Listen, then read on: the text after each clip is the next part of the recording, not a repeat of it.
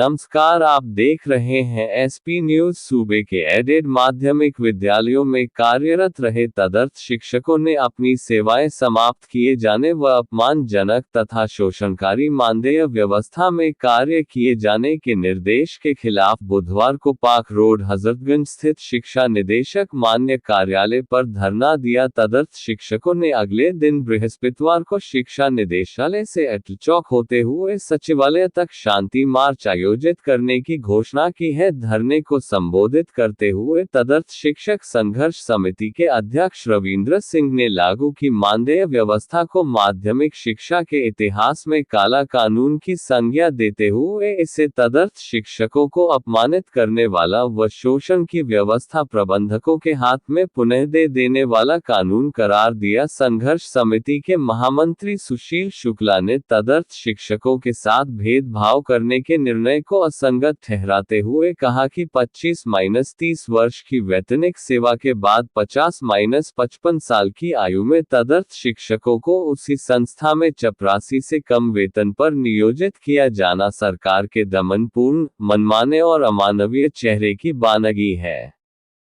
प्रदेश संगठन मंत्री प्रभात त्रिपाठी ने मुख्यमंत्री को भ्रमित करने वाले अधिकारियों पर निशाना कसते हुए आंकड़ों के झूठे जाल फरेब पर सवाल खड़ा किया और कहा कि तदर्थ शिक्षकों के कार्यरत पद सृजित और अनुदानित हैं। फिर तदर्थ शिक्षक राजकोष पर अतिरिक्त व्ययभार कहा डाल रहे सभी शिक्षक अर्हताधारी हैं और पद के सापेक्ष 25-30 वर्षों से नियुक्त व कार्यरत रहे हैं। तदर्थ शिक्षकों का नेतृत्व कर रहे राहुल सिंह ने कहा कि शासन में गुटबंदी और सुप्रीम कोर्ट के फैसले की गलत व्याख्या कर 2254 परिवारों की रोजी रोटी छीनने की कोशिश का राजनीतिक नुकसान तय है। तदर्थ शिक्षकों के धरने को राजमणि सिंह, आशाराम रमेश सिंह, आनंद सिंह राणा, प्रमोद यादव, प्रभाकर सिंह, सत्येंद्र सिंह, प्रत्युष सिंह, सूर्यभान सिंह, राकेश पांड्या सहित दर्जनों प्रतिनिधियों ने संबोधित किया। हमको बाहर करने का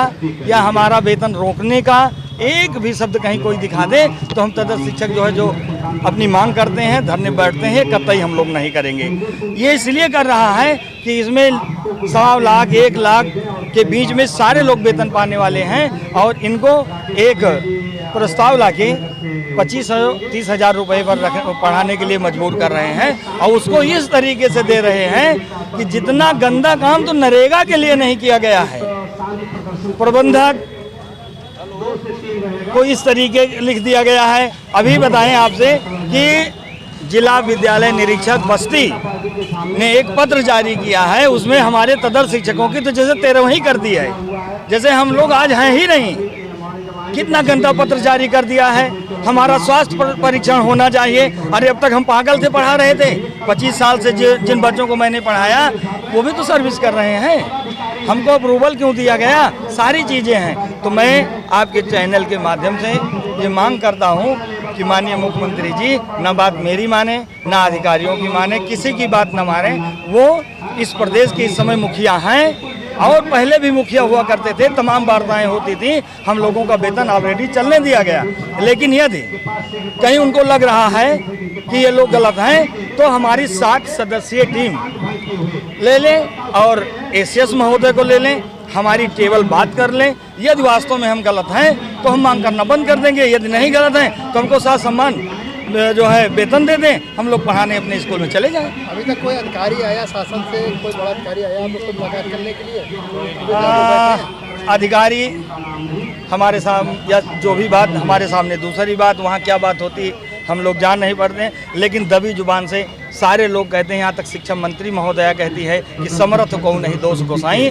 बराबर ये लोग इंगित करते हैं कि माननीय मुख्यमंत्री जी आपकी बात को नहीं मान रहे हैं।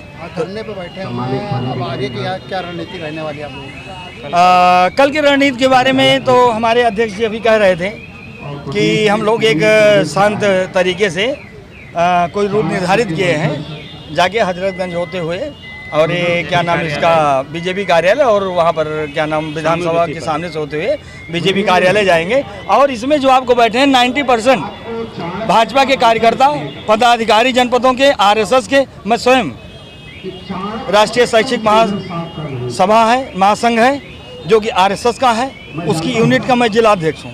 यानी आपका कहना है बीजेपी अपने कार्यकर्ताओं की भी नहीं सुन रही है।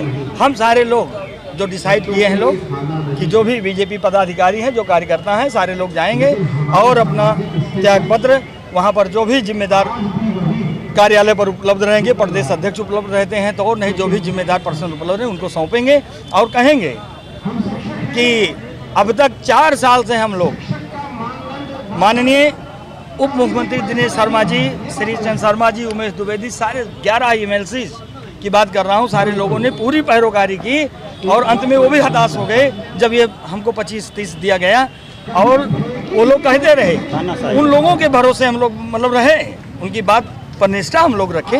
वो लोग हमेशा कहे कि जाइए जिता के लाइए प्रत्याशियों को, हम लोग काम कर रहे हैं। उन्होंने काम किया, लेकिन कहीं ना कहीं माननीय मुख्यमंत्री जी या तो उनकी बात नहीं माने और या तो हमको उस अपना कार्यकर्ता नहीं समझ रहे हैं। तो निश्चित है कि अब हम लोग जो है अपना इस्तीफा देंगे और माननीय मुख्यमंत्री जी से कहेंगे कि हमको यदि आप अपना कार्यकर्ता मानते हैं, हम आपके साथ लगे रहें तो हमारा वेतन वापस कीजिए, नहीं तो यह ले अपनी लटुक कमरिया बहुत ही नाच नचायो वाले पर हम लोग काम चलेंगे।